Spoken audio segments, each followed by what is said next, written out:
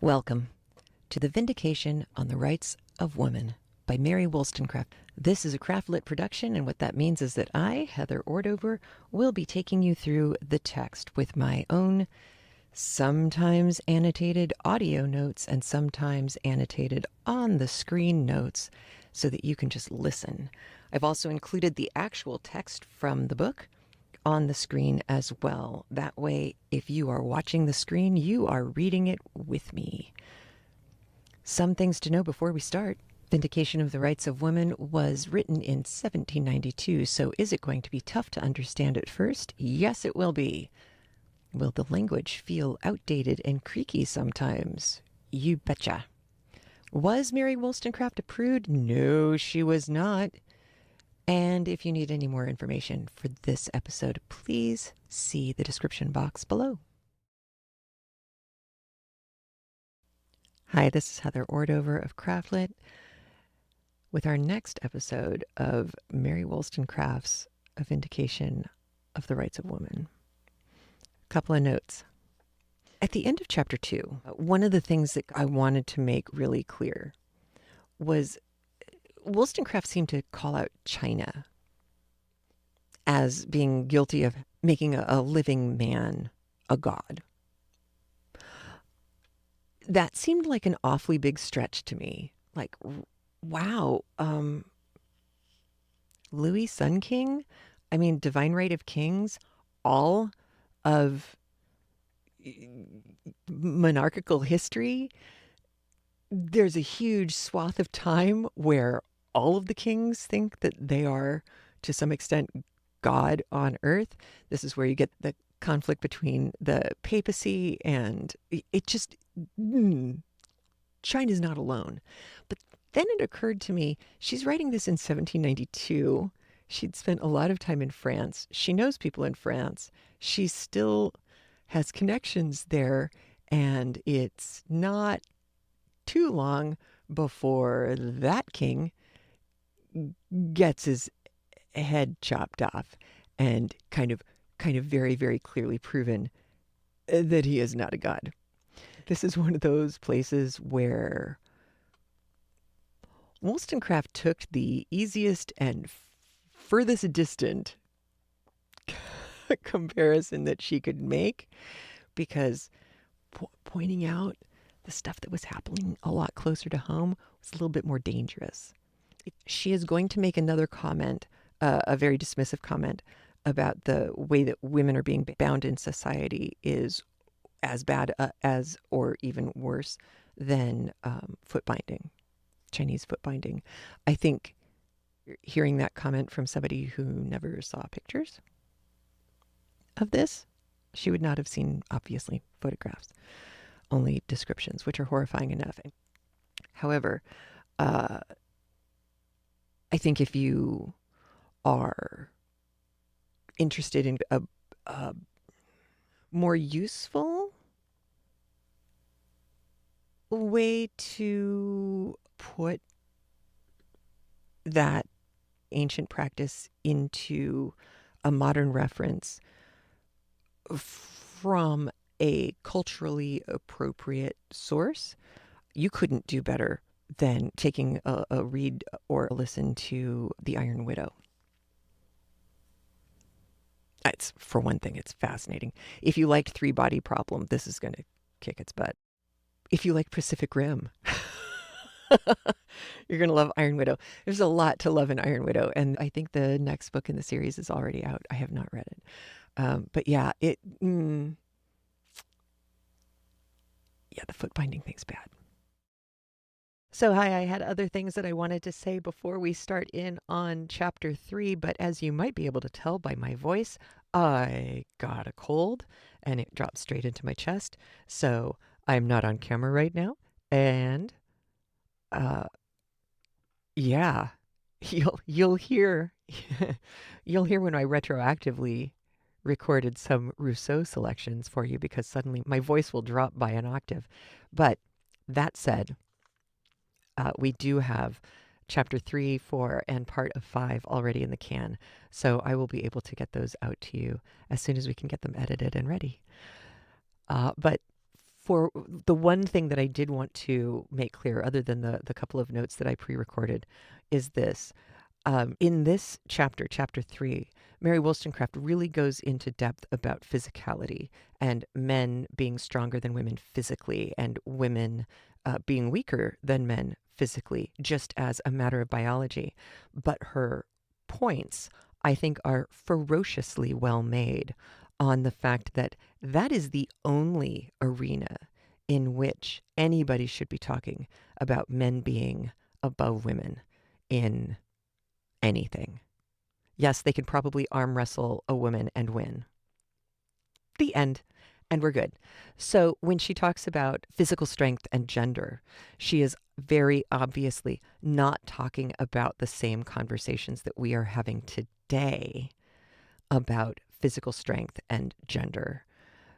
She is talking specifically about the argument that you will hear Rousseau make over and over again about how men's physical dominance indicates that that is the point of logic upon which he hangs his concept that women need to be subservient to men in everything, specifically because they're physically stronger than women.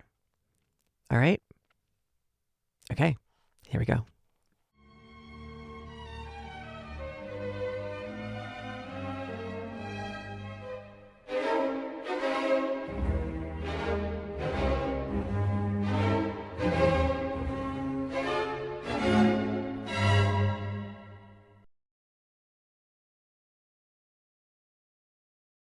Chapter 3.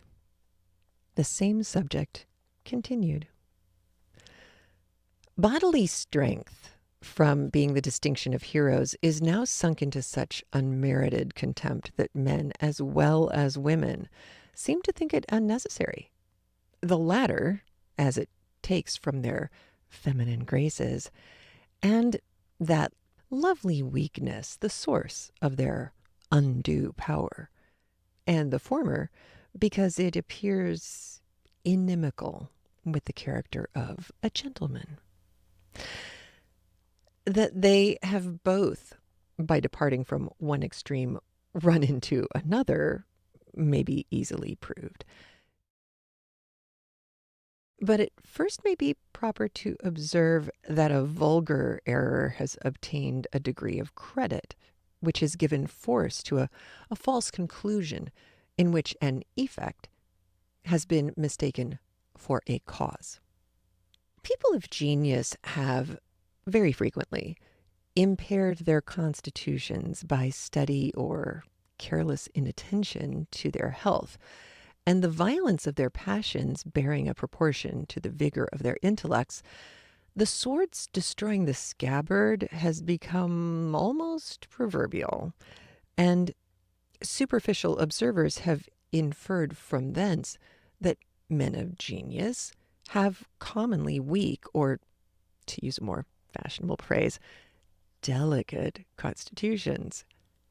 The contrary, I believe, will appear to be the fact, or on diligent inquiry, I find that strength of mind has, in most cases, been accompanied by superior strength of body, natural soundness of constitution, not that robust tone of nerves and vigor of muscles, which arise from daily labor, when the mind is quiescent or only directs the hands. Dr. Priestley has remarked in the preface to his biographical chart that the majority of great men have lived beyond 45. And considering the thoughtless manner in which they lavished their strength when investigating a favorite science, they have wasted the lamp of life, forgetful of the midnight hour, or when lost in poetic dreams, fancy has peopled the scene and the soul has been disturbed till it shook the constitution by the passions that meditation has raised, whose objects, the baseless fabric of vision, faded before the exhausted eye. They must have had iron frames. Shakespeare never grasped the airy dagger with a nerveless hand. Nor did Milton tremble when he led Satan far from the confines of his dreary prison. These were not the ravings of imbecility, the sickly effusions of distempered brains, but the exuberance of fancy that, in a fine frenzy wandering, was not continually reminded of its material shackles. I am aware that this argument would carry me further than it may be supposed I wish to go, but I follow the truth, and still adhering to my first position, I will allow that bodily strength seems to give man a natural superiority over woman. And this is the only solid basis on which the superiority of the sex can be built. But I still insist that not only the virtue, but the knowledge of the two sexes should be the same in nature, if not in degree, and that women, considered not only as moral but rational creatures, ought to endeavor to acquire human virtues or perfections by the same means as men, instead of being educated like a fanciful kind of half being, one of Rousseau's wild chimeras.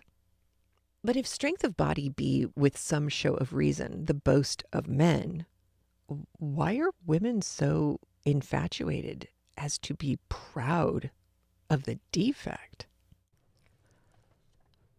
Footnote.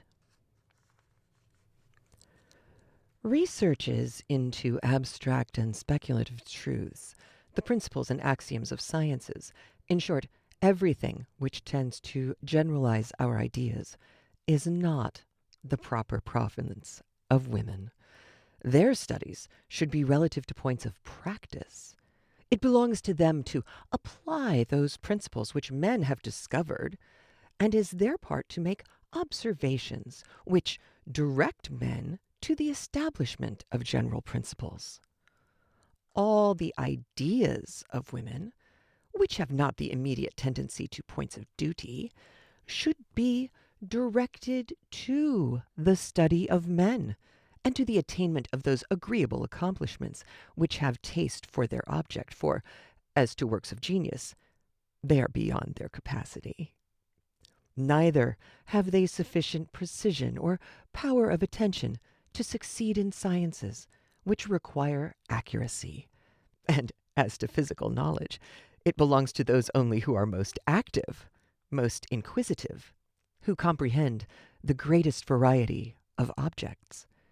In short, it belongs to those who have the strongest powers, and who exercise them most, to judge of the relations between sensible beings and the laws of nature.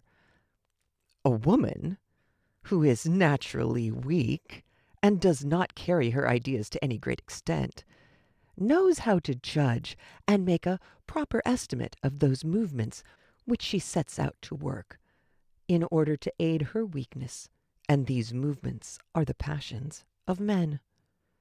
The mechanism she employs is much more powerful than ours, for all her levers move the human heart. She must have the skill to incline us to do everything which her sex will not enable her to do herself, and which is necessary or agreeable to her. Therefore, she ought to study the mind of man thoroughly, not the mind of man in general, abstractedly, but the dispositions of those men to whom she is subject, either by the laws of her country or by the force of opinion. She should learn to penetrate into their real sentiments from their conversation, their actions, their looks and gestures.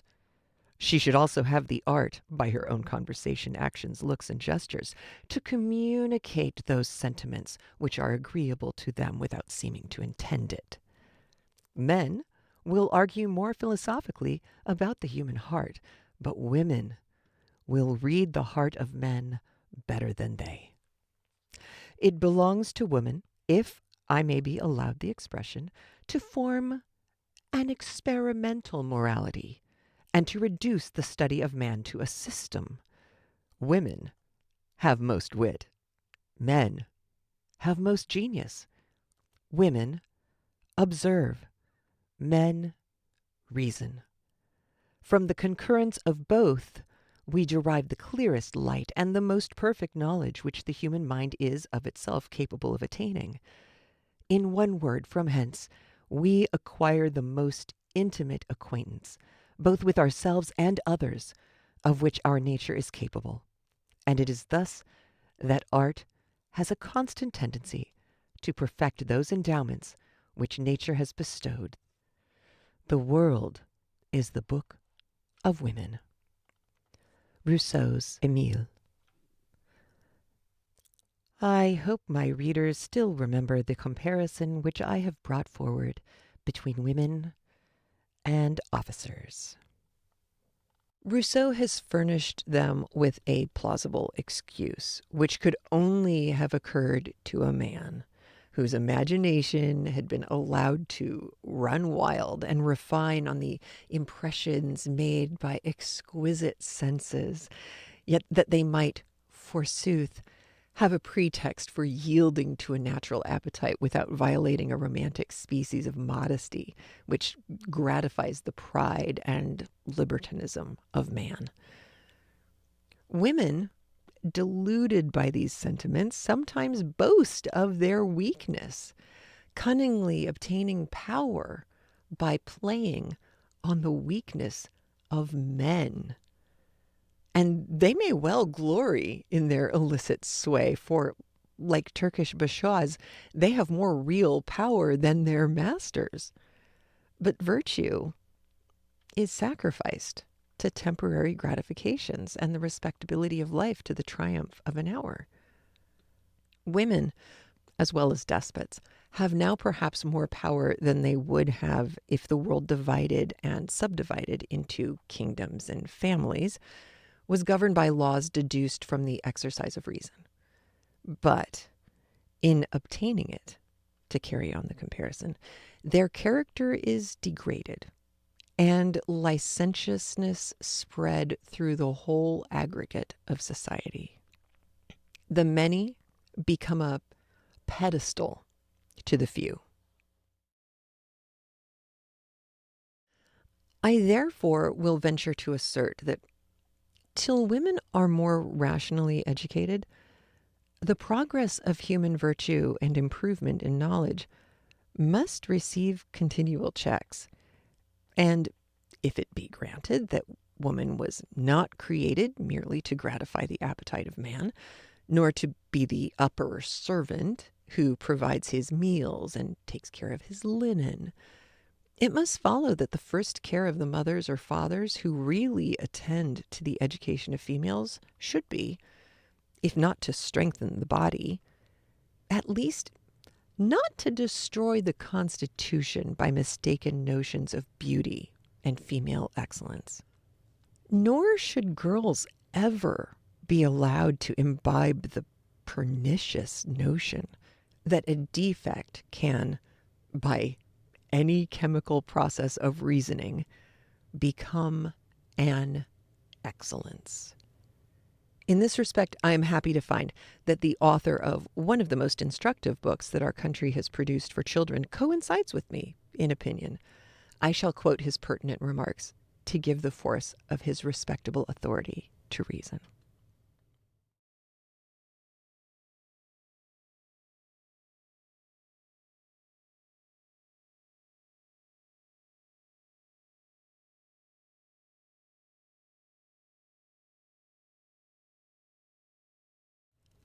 Footnote. A respectable old man gives the following sensible account of the method he pursued when educating his daughter. Quote, I endeavored to give both to her mind and body a degree of vigor, which is seldom found in the female sex. As soon as she was sufficiently advanced in strength to be capable of the lighter labors of husbandry and gardening, I employed her as my constant companion. Celine, for that was her name, soon acquired a dexterity in all these rustic employments, which I considered with equal pleasure and admiration. If women are in general feeble, both in body and mind, it arises less from nature than from education. We encourage a vicious indolence and inactivity, which we falsely call delicacy, instead of hardening their minds by the severer principles of reason and philosophy. We breed them to useless arts, which terminate in vanity and sensuality. In most of the countries which I have visited, there are taught nothing of an higher nature, with a few modulations of the voice or useless postures of the body. Their time is consumed in sloth or trifles, and trifles become the only pursuits capable of interesting them. We seem to forget that it is upon the qualities of the female sex that our own domestic comforts and the education of our children must depend. And what are the comforts or the education which a race of beings corrupted from their infancy and unacquainted with all the duties of life are fitted to bestow? To touch a musical instrument with useless skill, to exhibit their natural or affected graces to the eyes of indolent and debauched young men who dissipate their husbands' patrimony in riotous and unnecessary expenses. These are the only arts cultivated by women in most of the polished nations I have seen, and the consequences are uniformly such as may be expected to proceed from such polluted sources: private misery and public servitude. But Celine's education was regulated by different views and conducted upon severer principles, if that can be called severity, which opens the mind to a sense of moral and religious duties and most effectually arms it against the inevitable evils of life. From Mr. Day's Sandford and Merton, Volume 3.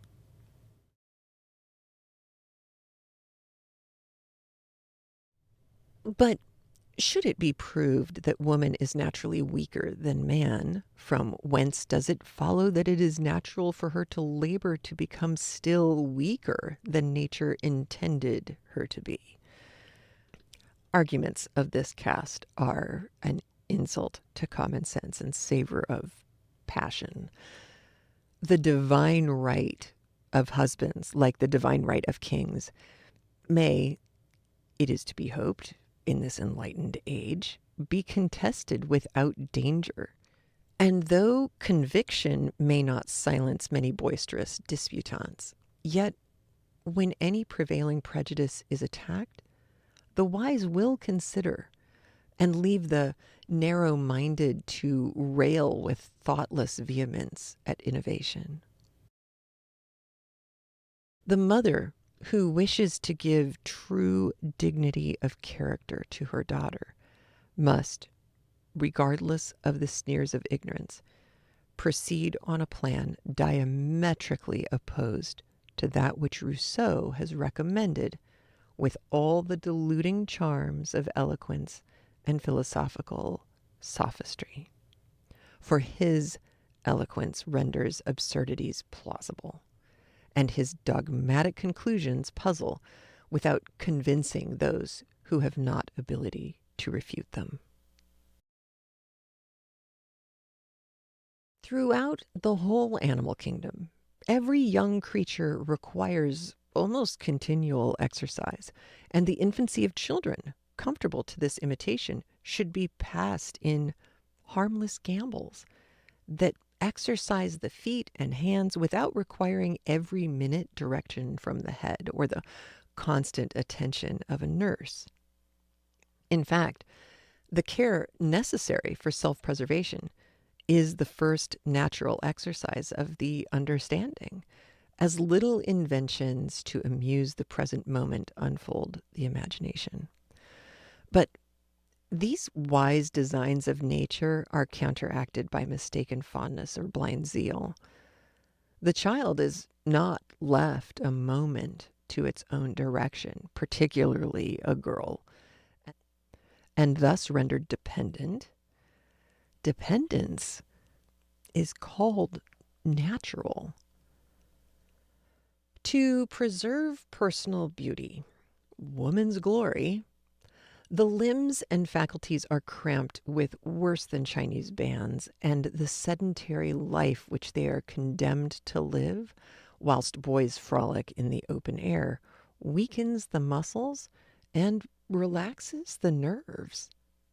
As for Rousseau's remarks, which have since been echoed by several writers, that they have naturally, that is, from their birth, independent of education, a fondness of dolls, dressing, and talking. They are so puerile as not to mention a serious refutation. That a girl condemned to sit for hours together listening to the idle chat of weak nurses or to attend at her mother's toilet will endeavor to join the conversation is indeed very natural, and that she will imitate her mother or aunts and amuse herself by adorning her lifeless doll as they do in dressing her, poor innocent babe, is undoubtedly a most natural consequence. For men of the greatest abilities have seldom had sufficient strength to rise above the surrounding atmosphere. And if the page of genius has always been blurred by the prejudices of the age, some allowance should be made for a sex who, like kings, always see things through a false medium.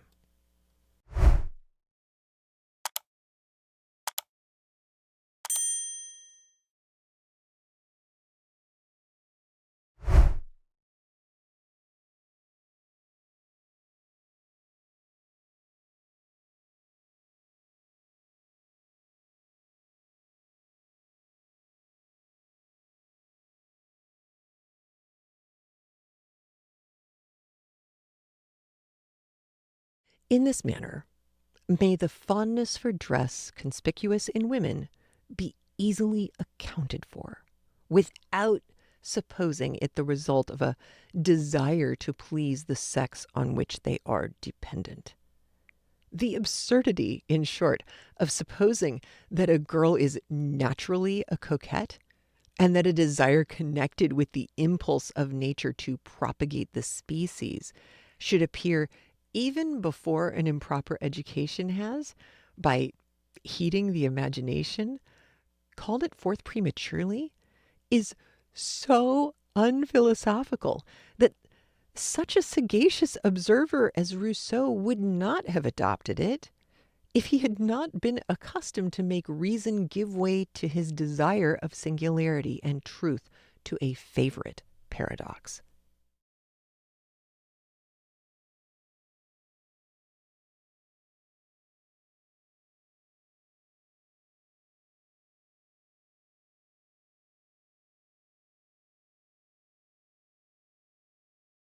Yet, thus, to give a sex to mind was not very consistent with the principles of a man who argued so warmly and so well for immortality of the soul. But what a weak barrier is truth when it stands in the way of a hypothesis. Rousseau respected, almost adored virtue, and yet allowed himself to love with sensual fondness. His imagination constantly prepared inflammable fuel for his inflammable senses, But in order to reconcile his respect for self-denial, fortitude, and those heroic virtues which a mind like his could not coolly admire, he labors to invert the law of nature and broaches a doctrine pregnant with mischief and derogatory to the character of supreme wisdom. His ridiculous stories, which tend to prove that girls are naturally attentive to their persons without laying any stress on daily example, are below contempt. And that a little miss should have such a correct taste as to neglect the pleasing amusement of making O's merely because she perceived that it was an ungraceful attitude should be selected with the anecdotes of the learned pig. Footnote. I once knew a young person who learned to write before she learned to read, and write with her needle before she could use a pen. At first, indeed, she took it into her head to make no other letter than the O. This letter she was constantly making of all sizes, and always the wrong way. Unluckily, one day, as she was intent on this employment, she happened to see herself in the looking glass when, taking a dislike to the constrained attitude in which she sat while writing, she threw away her pen and determined against making the O any more. Her brother was also equally inverse to writing. It was the confinement, however, and not the constrained attitude, that most disgusted him. From Rousseau's Emilius. I have probably had an opportunity of observing more girls in their infancy than Jean-Jacques Rousseau. I can recollect my own feelings, and I have looked steadily around me. So far from coinciding with him in opinion respecting the first dawn of female character, I will venture to affirm that a girl whose spirits have not been dampened by inactivity or innocence tainted by false shame will always be a romp, and the doll will never excite attention unless confinement allows her no alternative. Girls and boys, in short, would play harmless games together if the distinction of sex was not inculcated long before nature makes any difference. I will go further and affirm as an indisputable fact that most of the women in the circle of my observation who have acted like rational creatures or shown any vigor of intellect have accidentally been allowed to run wild, as some of the elegant formers of the fair sex would insinuate. The baneful consequences which flow from inattention to health during infancy and youth extend further than is supposed. Dependence of body naturally produces dependence of mind. And how can she be a good wife or mother, the greater part of whose time is employed to guard against or endure sickness? Nor can it be expected that a woman will resolutely endeavor to strengthen her constitution and abstain from enervating indulgences if artificial notions of beauty and false descriptions of sensibility have been early entangled with her motives of action. Most men are sometimes obliged to bear with bodily inconveniences and to endure occasionally the inclemency of the elements. But genteel women are, literally speaking, slaves to their bodies and glory in their subjection. I once knew a weak woman of fashion who was more than commonly proud of her delicacy and sensibility. She thought a distinguishing taste and puny appetite the height of all human perfection, and acted accordingly. I have seen this weak, sophisticated being neglect all the duties of life yet recline with self-complacency on a sofa and boast of her want of appetite as a proof of delicacy that extended to, or perhaps arose from, her exquisite sensibility. For it is difficult to render ineligible such ridiculous jargon. Yet, at the moment, I have seen her insult a worthy old gentlewoman whom unexpected misfortunes had made dependent on her ostentatious bounty, and who, in better days, had claims on her gratitude. Is it possible that a human creature should have become such a weak and depraved being if, like the Sybarites dissolved in luxury, everything like virtue had not been worn away, or never impressed by precept, a poor substitute, it is true, for cultivation of mind, though it serves as a fence against vice? Such a woman is not a more irrational monster than some of the Roman emperors who were depraved by lawless power.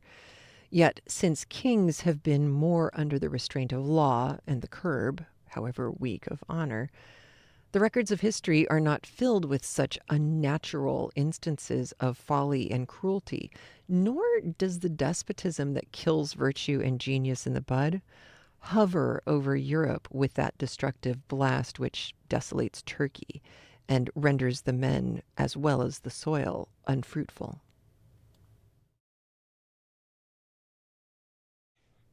Women are everywhere in this deplorable state. For in order to preserve their innocence, as ignorance is courteously termed, truth is hidden from them, and they are made to assume an artificial character before their faculties have acquired any strength.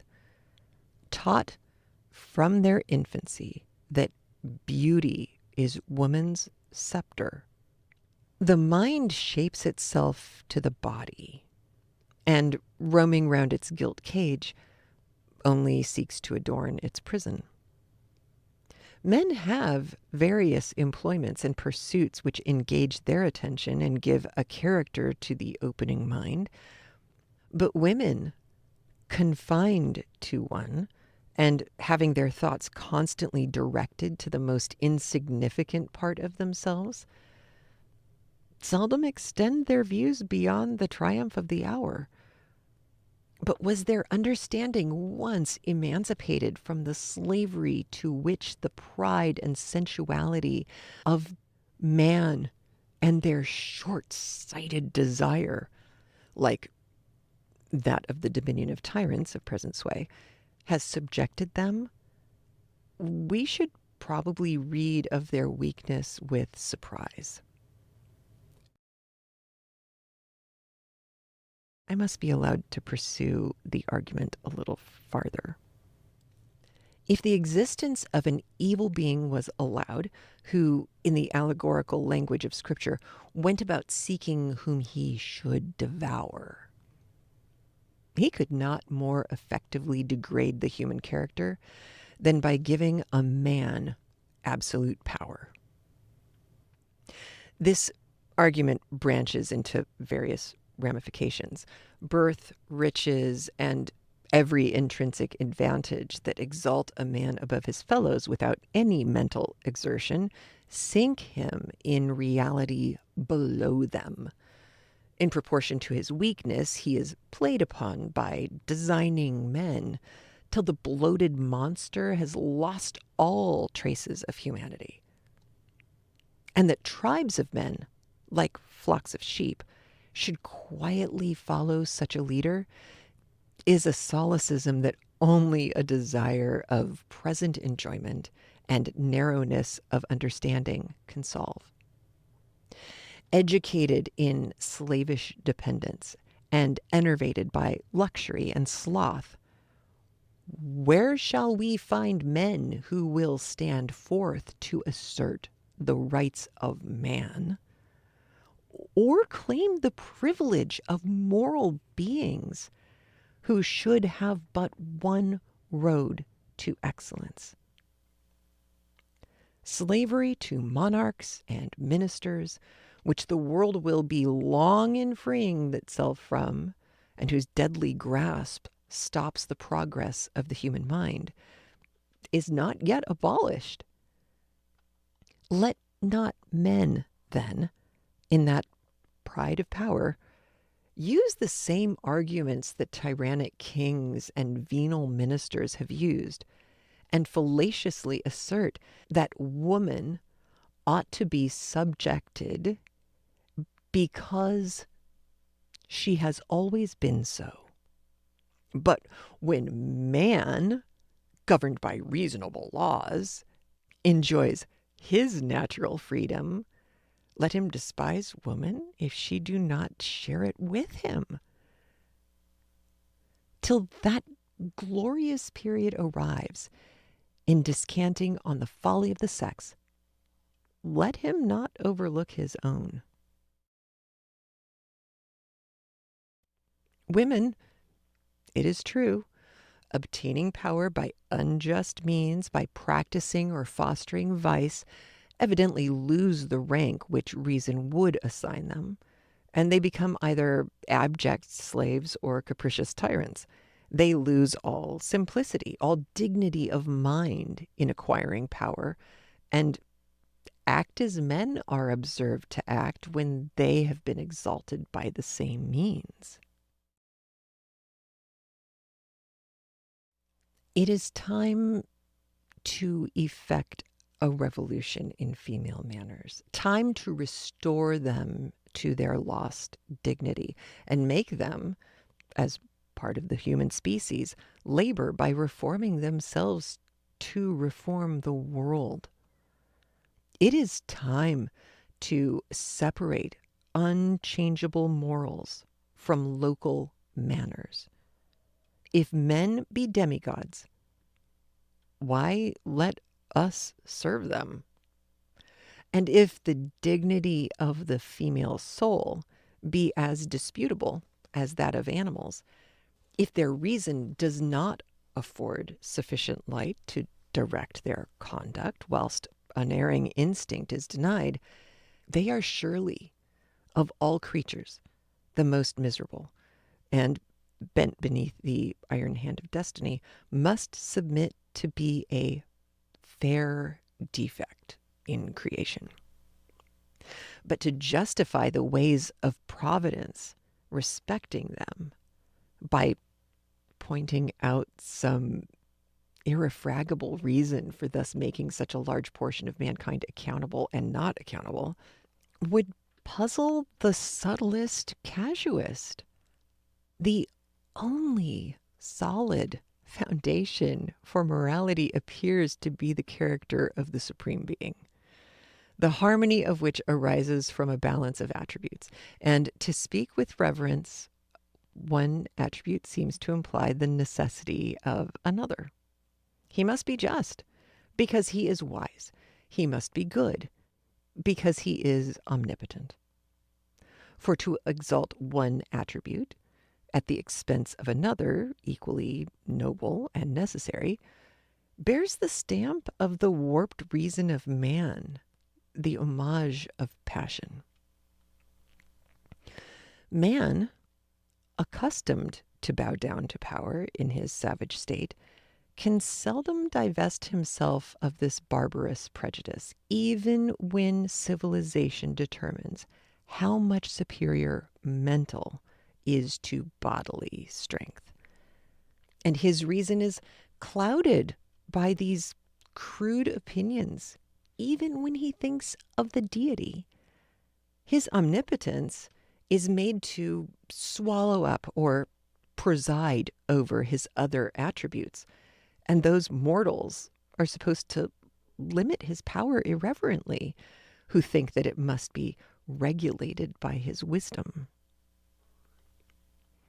I disclaim that specious humility, which, after investigating nature, stops at the author, the high and lofty One who inhabiteth eternity, doubtless possesses many attributes of which we can form no conception. But reason tells me that they cannot clash with those I adore. And I am compelled to listen to her voice.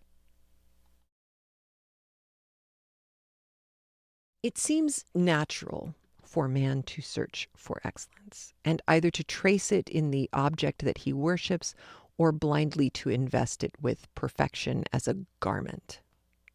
But what good effect can the latter mode of worship have on the moral conduct of a rational being? He bends to power. He adores a dark cloud, which may open a bright prospect to him or burst in angry, lawless fury on his devoted head, and he knows not why. And supposing that the deity acts from the vague impulse of an undirected will, man must also follow his own, or act according to rules deduced from principles which he disclaims as irreverent. Into this dilemma have both enthusiasts and cooler thinkers fallen when they labored to free men from the wholesome restraints which a just conception of the character of God imposes. It is not impious, thus, to scan the attributes of the Almighty. In fact, who can avoid in that exercise his faculties? For to love God as the fountain of wisdom, goodness, and power appears to be the only worship useful to a being who wishes to acquire either virtue or knowledge. A blind, unsettled affection may occupy the mind and warm the heart, whilst to do justice, love mercy, and walk humbly with our God is forgotten. I shall pursue this subject still further when I consider religion in a light opposite to that recommended by Dr. Gregory, who treats it as a matter of sentiment or taste.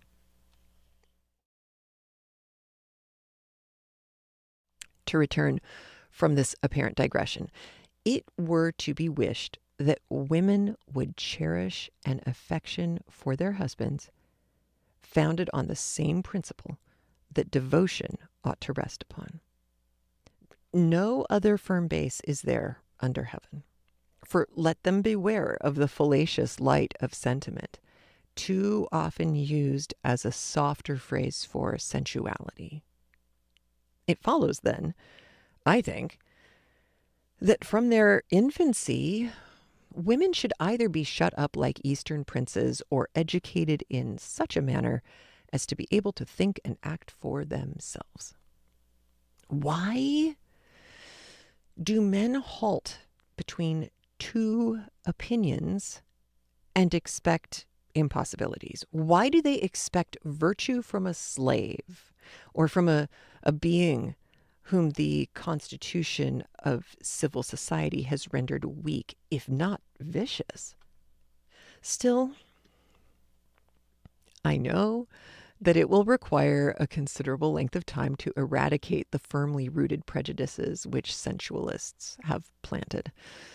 It will also require some time to convince women that they act contrary to their real interest on an enlarged scale when they cherish or affect weakness under the name of delicacy, and to convince the world that the poisoned source of female vices and follies, if it be necessary, in compliance with custom, to use synonymous terms in a lax sense, has been the sensual homage paid to beauty of features. For it has been shrewdly observed by a German writer that a pretty woman, as an object of desire, is generally allowed to be so by men of all descriptions, whilst a fine woman, who inspires more sublime emotions, by displaying intellectual beauty, may be overlooked or observed with indifference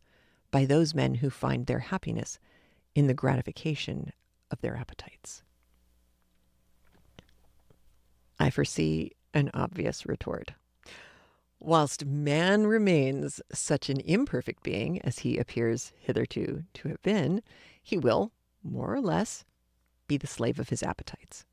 And those women obtaining most power who gratify a predominant one, the sex is degraded by a physical, if not a moral necessity.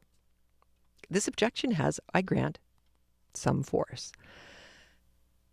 But while such a sublime precept exists as be pure as your heavenly Father is pure, it would seem that the virtues of man are not limited by the being who alone could limit them, and that he may press forward without considering whether he steps out of his sphere by indulging such a noble ambition. To the wild billows it has been said, "Thus far shalt thou go and no further, and here shall thy proud waves be stayed." Vainly, then, do they beat and foam, restrained by the power that confines the struggling planets within their orbits. Matter yields to the great governing spirit. But an immortal soul, not restrained by mechanical laws and struggling to free itself from the shackles of matter, contributes to, instead of disturbing, the order of creation when cooperating with the Father of Spirits. It tries to govern itself by the invariable rule that, in a degree before which our imagination faints, the universe is regulated. Besides, if women are educated for dependence, that is, to act according to the will of another fallible being, and submit, right or wrong, to power, where are we to stop? Are they to be considered as vice-regents, allowed to reign over a small domain, and answerable for their conduct to a higher tribunal, liable to error? It will not be difficult to prove that such delegates will act like men, subjected by fear, and make their children and servants endure their tyrannical oppression. As they submit without reason, they will, having no fixed rules to square their conduct by, be kind or cruel, just as the whim of the moment directs. And we ought not to wonder if, sometimes galled by their heavy yoke, they take a malignant pleasure in resting it on weaker shoulders. But supposing a woman, trained up to obedience, be married to a sensible man who directs her judgment without making her feel the servility of her subjection, to act with as much propriety by this reflected light as can be expected when reason is taken at second hand. Yet she cannot ensure the life of her protector. He may die and leave her with a large family. A double duty devolves on her to educate them in the character of both father and mother, to form their principles and secure them property. But alas, she has never thought, much less acted, for herself. She has only learned to please men, to depend gracefully on them. Yet, encumbered with children, how is she to obtain another protector, a husband, to supply the place of reason? Footnote 4. In the union of the sexes, both pursue one common object, but not in the same manner. From their diversity in this particular arises the first determinate difference between the moral relations of each. The one should be active and strong, the other passive and weak.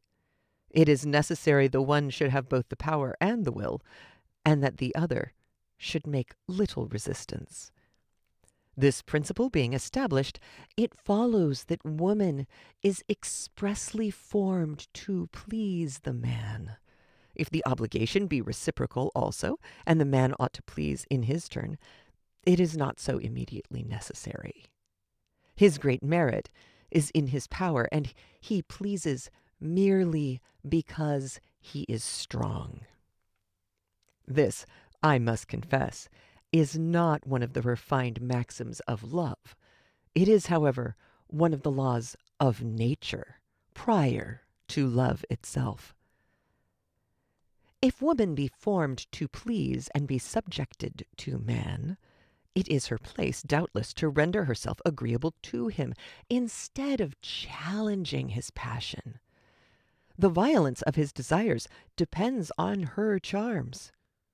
It is by means of these she should urge him to the exertion of those powers which nature hath given him.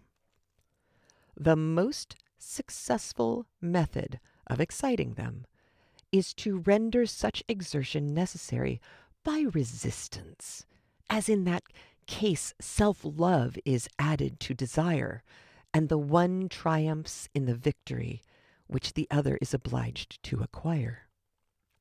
Hence arise the various modes of attack and defense between the sexes, the boldness of one sex and the timidity of the other, and, in a word, that bashfulness and modesty with which nature hath armed the weak in order to subdue the strong.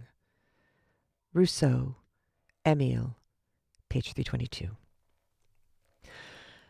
I shall make no other comment on this ingenious passage than just to observe that it is the philosophy of lasciviousness. Mary Wollstonecraft. A rational man, for we are not treading on romantic ground, though he may think her a pleasing, docile creature, will not choose to marry a family for love when the world contains many more pretty creatures. What is then to become of her? She either falls an easy prey to some mean fortune hunter who defrauds her children of their paternal inheritance and renders her miserable, or becomes the victim of discontent and blind indulgence, unable to educate her sons or impress them with respect. For it is not a play on words to assert that people are never respected, though filling an important station, who are not respectable. She pines under the anguish of unavailing, impotent regret. The serpent's tooth enters into her very soul, and the vices of licentious youth bring her with sorrow, if not with poverty also, to the grave.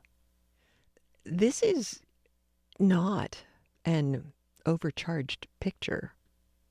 On the contrary, it is a very possible case, and something similar must have fallen under every attentive eye. I have, however, taken it for granted that she was well disposed, though experience shows that the blind may as easily be led into a ditch as along a beaten road. But supposing, no very improbable conjecture, that a being only taught to please must still find her happiness in pleasing. What an example of folly, not to say vice, will she be to her innocent daughters? The mother will be lost in the coquette, and instead of making friends of her daughters, view them with eyes askance, for they are rivals. Rivals more cruel than any other, because they invite a comparison and drive her from the throne of beauty, who has never thought of a seat on the bench of reason. It does not require a lively pencil or the discriminating outline of a caricature to sketch the domestic miseries and petty vices which such a mistress of a family diffuses. Still, she only acts as a woman ought to act, brought up according to Rousseau's system. She can never be reproached for being masculine or turning out of her sphere. Nay, she may observe another of his grand rules, and, cautiously preserving her reputation free from spot, be reckoned a good kind of woman. Yet, in what respect can she be termed good? She abstains, it is true, without any great struggle, from committing gross crimes. But how does she fulfill her duties? Duties, in truth, she has enough to think of to adorn her body and nurse a weak constitution. With respect to religion, she never presumed to judge for herself, but conformed, as a dependent creature should, to the ceremonies of the church which she was brought up in, piously believing that wiser heads than her own have settled that business. And not to doubt is her point of perfection. She therefore pays her tithe of mint and cumin, and thanks her God that she is not as other women are. These are the blessed effects of a good education. These the virtues of man's helpmate. Footnote 5. Oh, how lovely, exclaims Rousseau, speaking of Sophia, is her ignorance. Happy is he who is destined to instruct her. She will never pretend to be the tutor of her husband, but will be content to be his pupil. Far from attempting to subject him to her taste, she will accommodate herself to his. She will be more estimable to him than if she were learned. He will have a pleasure in instructing her. Rousseau, Emile. I shall content myself with simply asking how friendship can subsist when love expires between the master and his pupil. Mary Wollstonecraft. I must relieve myself by drawing a different picture. Let fancy now present a woman with a tolerable understanding, for I do not wish to leave the line of mediocrity whose constitution, strengthened by exercise, has allowed her body to acquire its full vigor, her mind at the same time gradually expanding itself to comprehend the moral duties of life, and in what human virtue and dignity consist.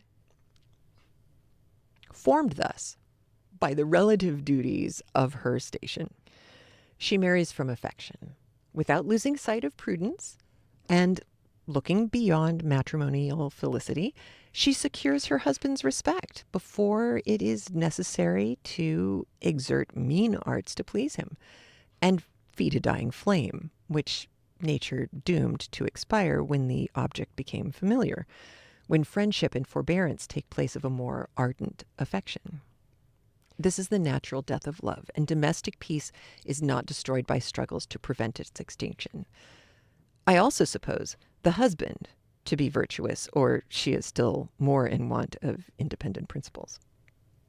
Fate, however, breaks this tie. She is left a widow, perhaps, without a sufficient provision. But she is not desolate. The pang of nature is felt. But after time has softened sorrow into melancholy resignation, Her heart turns to her children with redoubled fondness, and anxious to provide for them, affection gives a sacred, heroic cast to her maternal duties.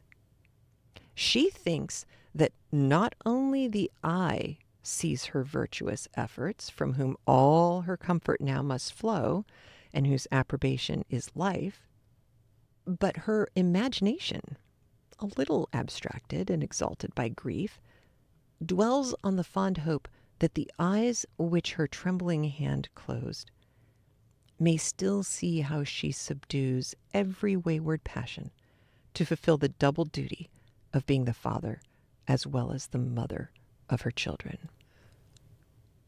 Raised to heroism by misfortunes, she represses the first faint dawning of natural inclination before it ripens into love, and in the bloom of life forgets her sex, forgets the pleasure of an awakened passion, which might again have been inspired and returned. She no longer thinks of pleasing, and conscious dignity prevents her from priding herself on account of the praise which her conduct demands. Her children have her love, and her brightest hopes are beyond the grave where her imagination often strays. I think I see her surrounded by her children, reaping the reward of her care. The intelligent eye meets hers, whilst health and innocence smile on their chubby cheeks, and as they grow up, the cares of life are lessened by their grateful attention. She lives to see the virtues which she endeavored to plant on principles fixed into habits, to see her children attain a strength of character sufficient to enable them to endure adversity without forgetting their mother's example. The task of life thus fulfilled, she calmly waits for the sleep of death, and rising from the grave may say, "Behold, thou gavest me a talent, and here are 5 talents." I wish to sum up what I have said in a few words, for I here throw down my gauntlet and deny the existence of sexual virtues, not excepting modesty. For man and woman,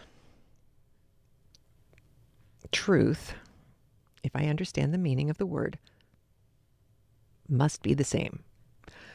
Yet, the fanciful female character, so prettily drawn by poets and novelists, demanding the sacrifice of truth and sincerity, virtue becomes a relative idea, having no other foundation than utility. And of that utility, men pretend arbitrarily to judge, shaping it to their own convenience. Women, I allow, may have different duties to fulfill, but they are human duties. And the principles that should regulate the discharge of them, I sturdily maintain, must be the same. To become respectable, the exercise of their understanding is necessary. There is no other foundation for independence of character. I mean explicitly to say that they must only bow to the authority of reason instead of being the modest slaves of opinion. In the superior ranks of life, how seldom do we meet with a man of superior abilities or even common acquirements? The reason appears to me clear. The state that they are born in wasn't a natural one. Human character has ever been formed by the employments the individual or class pursues. And if the faculties are not sharpened by necessity, they must remain obtuse. The argument may fairly be extended to women. For seldom occupied by serious business, The pursuit of pleasure gives that insignificancy to their character, which renders the society of the great so insipid. The same want of firmness, produced by a similar cause, forces them both to fly from themselves to noisy pleasures and artificial passions, till vanity takes place of every social affection, and the characteristics of humanity can scarcely be discerned.